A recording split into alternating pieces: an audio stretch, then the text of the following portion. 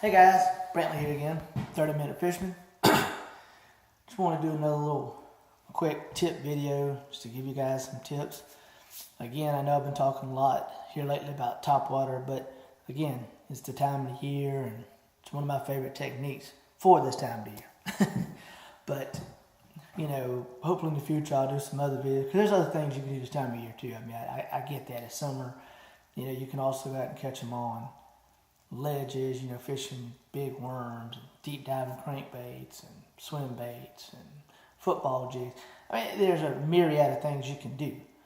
But by and large, I think most of us, fishermen, bass fishermen, even beginner fishermen, you know, there's nothing like the thrill and excitement of catching them on a topwater. So, one of my favorite topwaters to fish is the good old buzzbait.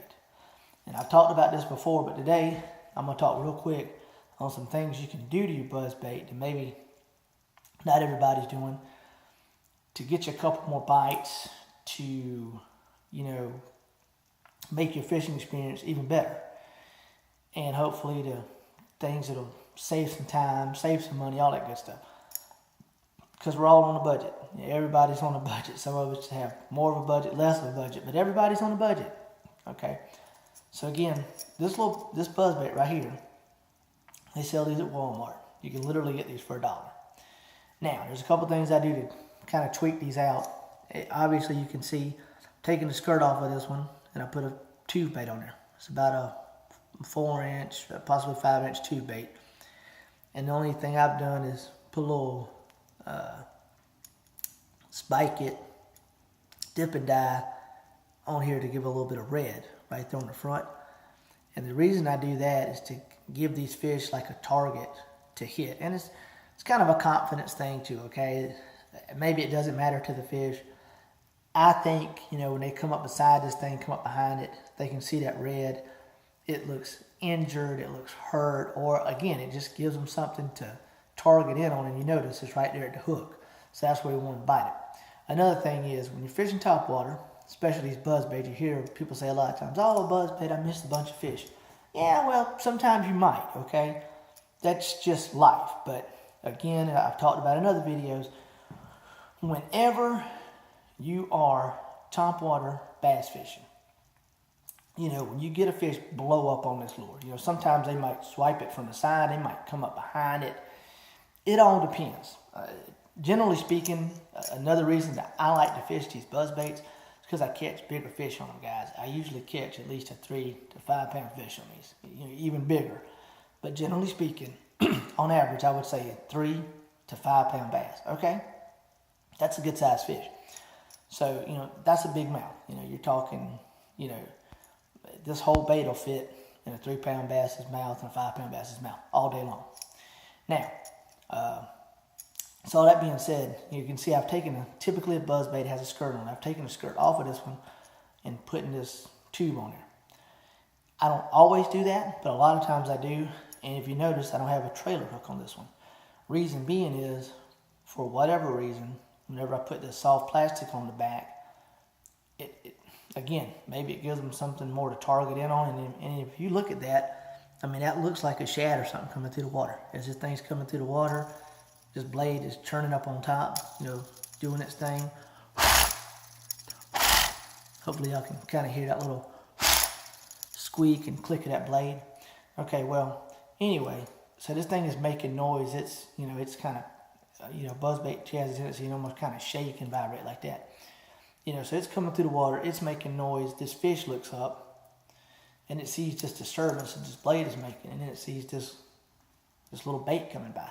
You know, it sees this bait fish, this shad, whatever they think it is, and they eat it, okay?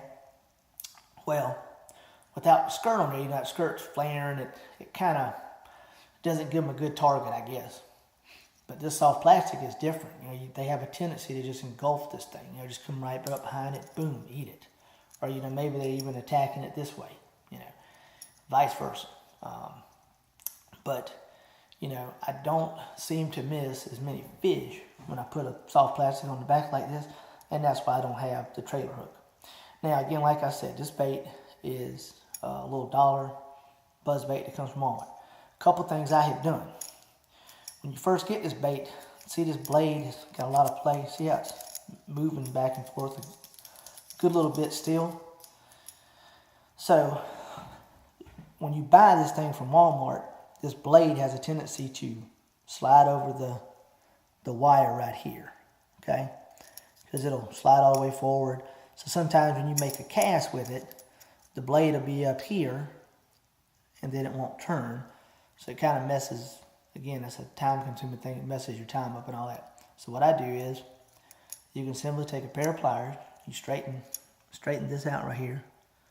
See how that's, hopefully y'all can see that little wire's bent right there. They bent down to hold this rivet, hold this blade on.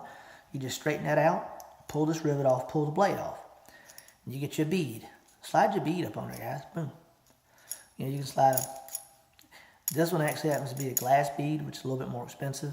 And I typically wouldn't do, but literally, I had one laying around, so I put it on here. Typically, I would put a plastic bead. Now you could go with a red one. I mean, they come all different colors. You know, this one just happens to be black. I don't think that really matters a whole lot. I mean, there's clear ones. There's all kinds of stuff you can do. Okay, but slide your little bead on here. So then that's also shortening that little span there. This blade has to move around, and it's definitely keeping it from going back down here. And so now when you cast it, you know, there's no way that blade's going to get back down here and get hung up and all that stuff. So you cast it out and just bring it in, guys. Bada bing, bada boom.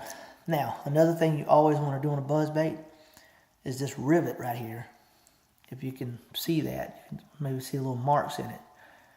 What you do is you pull it all the way back as far as you can here, and you get your pair of pliers and you just crimp it. Boom, boom. And in that way, it doesn't move. The rivet doesn't move. The blade hits up against it, and it makes more noise. Another thing that I like to do is this little part of the rivet here. A lot of times it's not completely flat. It's got like a little concave to it, got a little bend in it. Also, same time I crimp this down, I take my pliers and I bend this out, bend it, and try to get it as flat as possible. So that way, again, I want as much metal on metal contact. Right there. You know, I want as much metal as possible. You know, I want that thing to be as flat as possible. I want it rubbing. I want it to be friction. You know, I want that thing to be, you know, to be hitting, to be rubbing the whole time. And if you can hear that little squeak, that's what you're gonna get.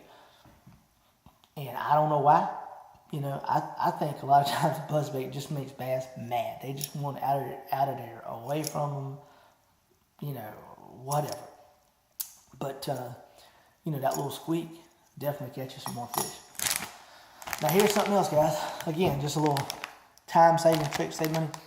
You notice this is a fish stalker lure. This is just their buzzbait. It's a 3/8 ounce buzzbait. But you notice they put it in just a regular old, basically like a Ziploc bag.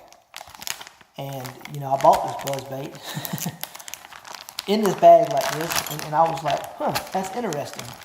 But it actually works pretty good because, you know, it actually does a pretty good job of holding that buzzbait in there, you know. And again, you know, here's the buzzbait. So, another little quick tip, guys. I'm sure all of us have, you know, Ziploc sandwich bags laying around the house. This is actually a little bit thicker material than a regular, say, Ziploc sandwich bag. You really want to get like the Ziploc freezer bags. But yeah, guys, you know, get you a couple of these bags. You know, take your buzzbait. You know, take your buzzbait. Yeah, I dropped it. Take your buzzbait, drop it down in there, and got a trailer hook on there, get a little hung up. But see, just drop it in there, close it up, and then a lot of times you can take this and throw it in a bigger, you know, a bigger box, if your tackle box that you got, or you know, a lot of times I carry a lot of soft-sided tackle boxes, you know. They have little pockets on the outside or on the sides, and usually in the front. You have to just take this guy and just slide it right in one of those little front zippered pockets. I mean, and there you go. You pull it out, boom, it's right there in the pack. And I mean, I think it's just a neat way to keep them. But anyways, guys, as far as tackle management, stuff like that, and something expensive, again, let's get you some Ziploc freezer sandwich bags, or maybe even the quart size, you know, Ziploc freezer bags. Because like I said, that's a little bit thicker plastic, you know, than just a regular, and works great for this. Now, something else, as far as little modifications that I do. Of course, this Buzzbait is actually pretty cool. That's the reason I bought it. So you got the blade up here, and then the wire bends, and the head is down here. Now, a lot of times, I'll take even, you know, this Buzzbait isn't really long enough to do it, but some of them you'll have a longer wire on.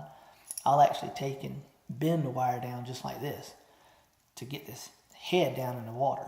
You know, reason being, again, because you got this Buzzbait blade up here churning up the water, and this dude is, you know, further down in the water. So it's easier for the fish to hit, to strike.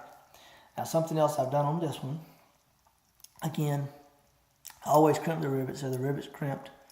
And I've also taken and flattened this rivet out, just like I told you before. But notice these holes in the blade. See that? And if you can kind of tell, they're maybe not the prettiest thing. There's a little bit of junk around. I haven't cleaned them up yet. Because what I did was take a drill bit, drill these holes out. It's a tip I read years ago in Bassmaster magazine. And what happens is you get more of a bubble trail. You know, when this thing is turning, think about it, through the water, these little holes. So those little holes are coming through the water.